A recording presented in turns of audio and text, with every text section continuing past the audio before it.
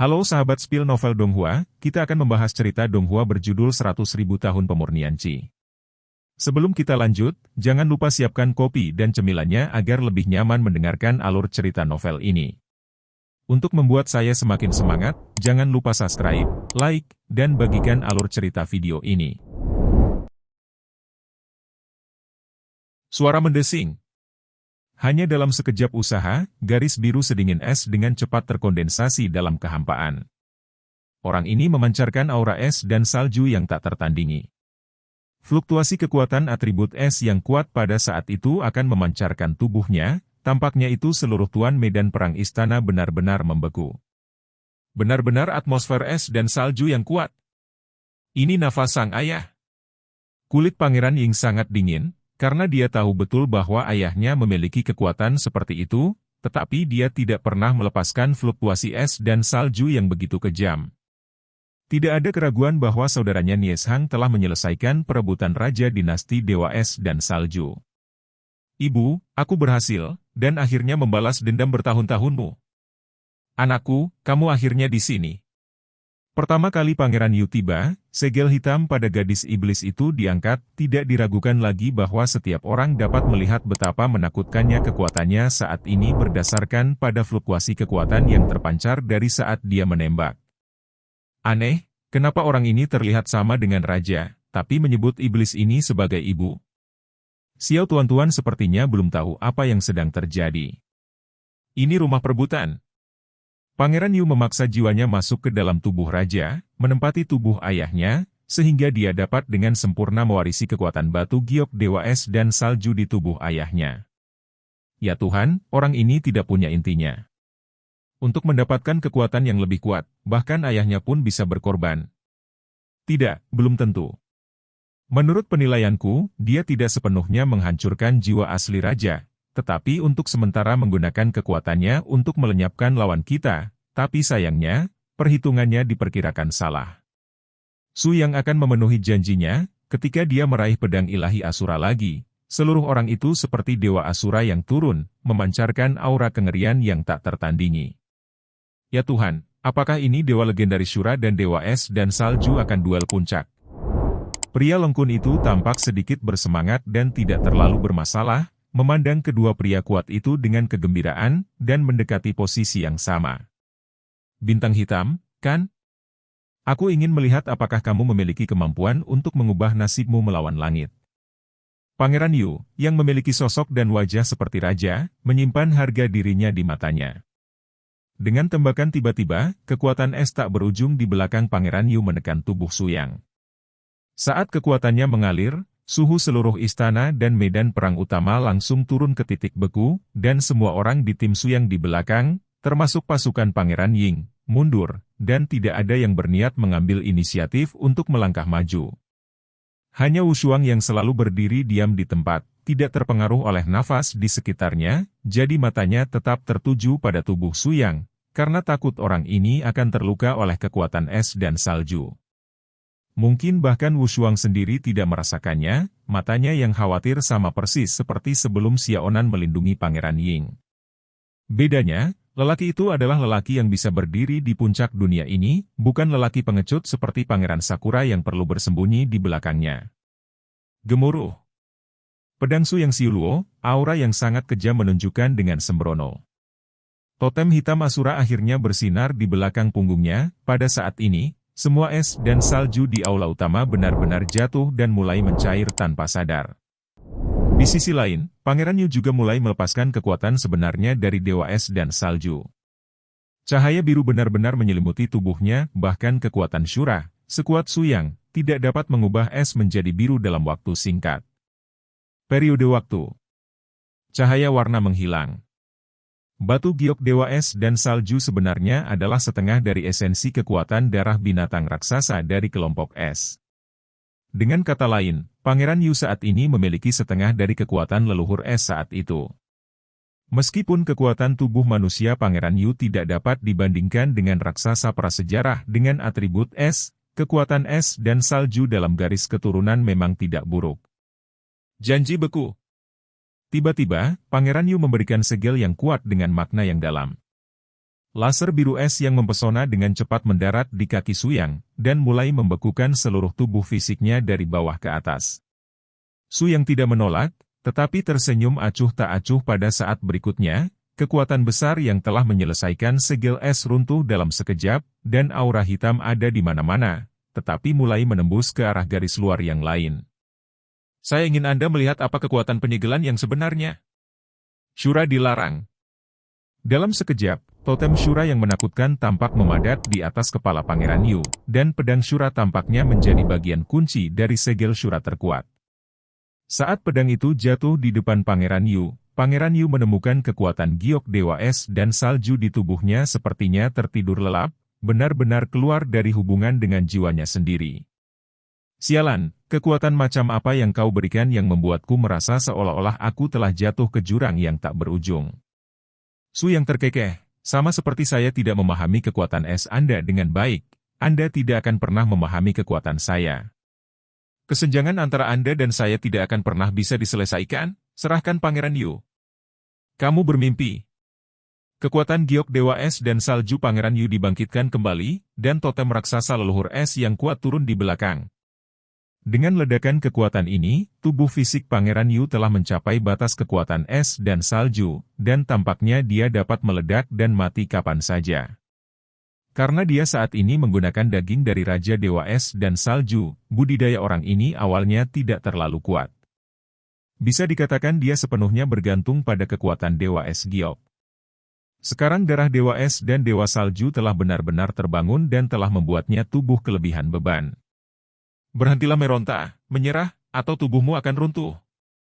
Bagaimanapun, Pangeran Ying tidak bisa membantu tetapi membuat suatu poin pada saat ini, melihat saudaranya menuju jalan buntu, hatinya juga penuh dengan rasa sakit.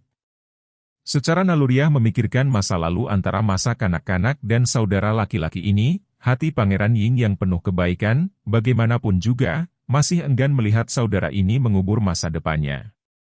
Tentu saja Su yang tidak akan memiliki kasih sayang dengan orang ini, dan pedang Asura naik ke langit lagi.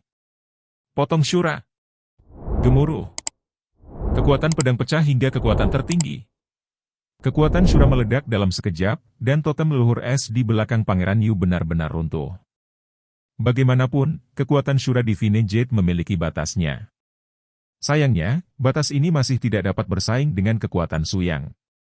Semua hal yang dia rencanakan, bagaimanapun, gagal karena Su Yang bintang cahaya hitam itu seperti mimpi buruk, terselubung di tengah nasib seluruh dinasti es dan salju, mempengaruhi segala sesuatu di dunia ini. Tuan Surgawi menghela nafas tanpa daya. Bagaimanapun, semuanya sama dengan nasibnya. Hanya putrinya sendiri yang menjadi satu-satunya variabel, dan nasib diselamatkan oleh bintang hitam Su Yang. Anakku, kamu telah bekerja sangat keras selama ini. Untuk janji yang kamu buat di awal, kamu berikan selama bertahun-tahun ini. Pangeran Yu dan ibunya berpelukan sambil menangis. Namun tak lama kemudian, jiwa Yu mulai terkelupas dari tubuh raja dan lepas dari pelukan ibunya.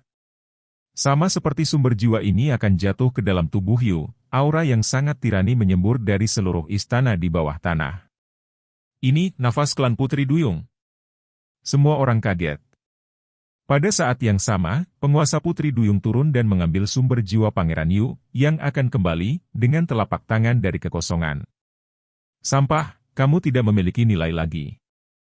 Kamu tidak bisa mengalahkan bintang hitam ini bahkan setelah menyelesaikan penyitaan, jadi apa gunanya menahanmu? Ledakan. Tuan Putri Duyung menghancurkan jiwa Pangeran Yu, dan tertawa lancang, Dewa Es dan Salju akan segera dihancurkan. Era dominasi klan Putri Duyung akan datang, hahaha. Memanfaatkan momen ketika semua orang tidak memperhatikan, Raja Putri Duyung tidak tahu metode apa yang dia gunakan untuk memasukkan sumber jiwanya ke dalam tubuh raja. Cahaya redup melintas di pupil raja yang awalnya kosong dan tidak ada, dan dia berdiri lagi, menepuk kepala gadis iblis dari klan Jiao di sampingnya dengan telapak tangan. Engah! Gadis iblis itu terluka parah di tangan Su Yang. Tetapi sekarang tidak dijaga, Raja Putri Duyung yang telah menduduki tubuh raja menghancurkan lautan jiwa dengan telapak tangan, dan jatuh bersama Pangeran Yu. Orang-orang yang dipimpin oleh Su yang tidak pernah menyangka bahwa hal-hal akan berkembang menjadi seperti ini pada akhirnya. Hahaha. Sekarang setelah aku memiliki tubuh ini, aku harus bisa secara pribadi mengendalikan batu giok dewa es dan salju, dan aku tidak membutuhkan boneka sampah itu. Selama leluhur es dibangkitkan kembali, era dewa es dan salju pada akhirnya akan lenyap. Kalian, menungguku biarkan tentara Putri Duyung menghancurkan wilayah itu? Suara mendesing. Tepat ketika Suyang dan yang lainnya mencoba untuk menekannya, Raja Putri Duyung berubah menjadi asap, terurai menjadi asal-usul yang tersebar tak terhitung jumlahnya, dan menghilang di atas istana. Ini adalah teknik terlarang pemisahan kekosongan unik dari klan Putri Duyung. Aku tidak menyangka Tuan Putri Duyung ini menguasai metode terlarang yang luar biasa ini pada usia yang begitu muda. Tampaknya musuh sejati Dewa Es dan Salju kita baru saja muncul. Tuan Surgawi menghela nafas dengan emosi tak berdaya. Suyang dengan tenang menoleh untuk melihat Pangeran Xiangying. Sekarang, Anda harus segera mewarisi tahta raja. Dengan dukungan kami, tidak ada seorang pun di dinasti Dewa Es dan Salju yang dapat menghentikan Anda sekarang. Anda perlu mengintegrasikan semua kekuatan pulau segera dan masuk bersiap untuk perang.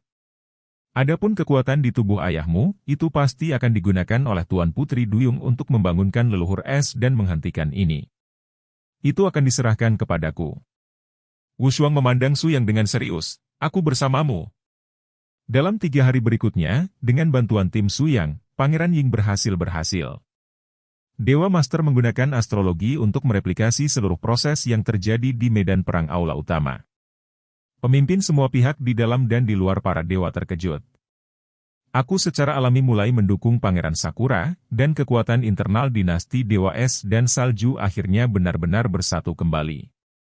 Suyang meminta Long Kun dan yang lainnya untuk memulai aksinya, menyegel semua titik penghubung dunia ikan di pulau dekat istana, menarik orang-orang di pulau itu ke dalam pulau, dan menggunakan area kritis dari pulau luar sebagai medan perang utama untuk pertempuran terakhir antara dua klan.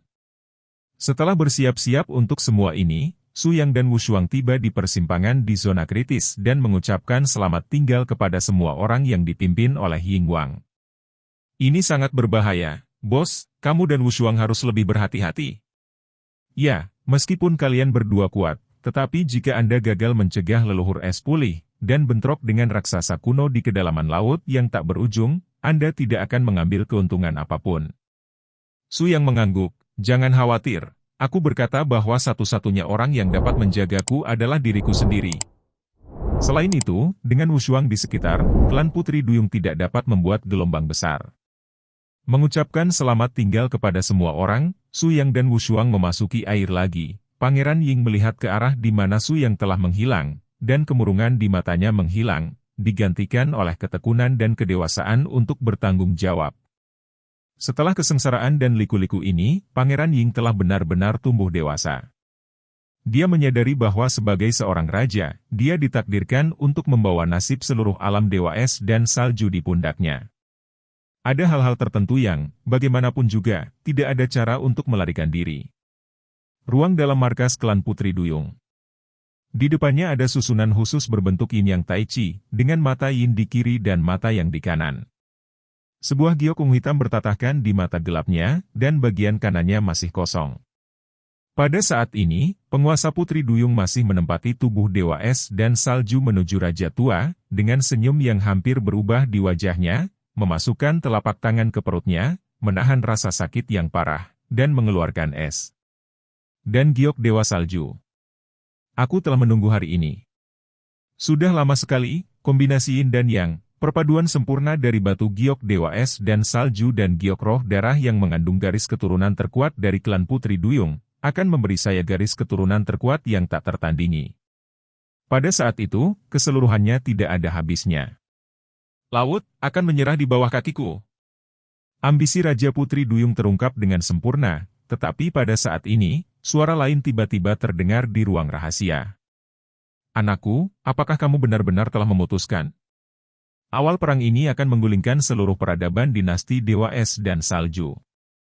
Ini akan menjadi langkah pemberontakan melawan niat asli nenek moyang Es.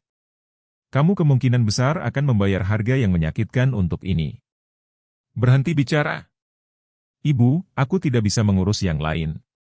Aku harus menjadi raja dari dinasti Dewa Es dan Salju, dan biarkan seluruh klan Putri Duyung menjadi tuan di laut tak berujung.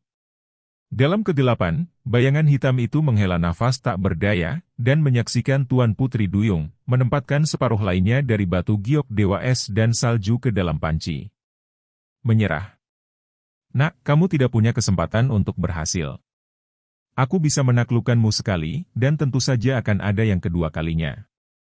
Kamu telah melakukan kejahatan yang tak termaafkan, dan tidak ada yang bisa menyelamatkanmu. Orang yang membuka mulut adalah Suyang, dan cahaya dan bayangan menyala, dia dan Wushuang sudah berada di belakang Tuan Putri Duyung. Bagaimana kamu menemukan di sini begitu cepat? Wushuang dan Suyang saling memandang dengan senyum tenang. Biarkan saja kau kabur kembali, tapi Wushuang melakukannya dengan sengaja. Dia telah mengunci aura jiwamu dan memintamu untuk kembali hanya untuk melihat ambisi dan tujuanmu yang sebenarnya.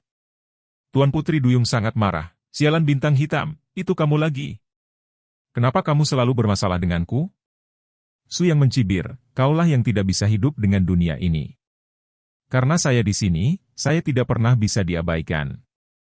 Dan Anda, karena tidak ada cara untuk menaklukkan saya, tentu saja Anda harus mematuhi takdir yang saya atur untuk Anda.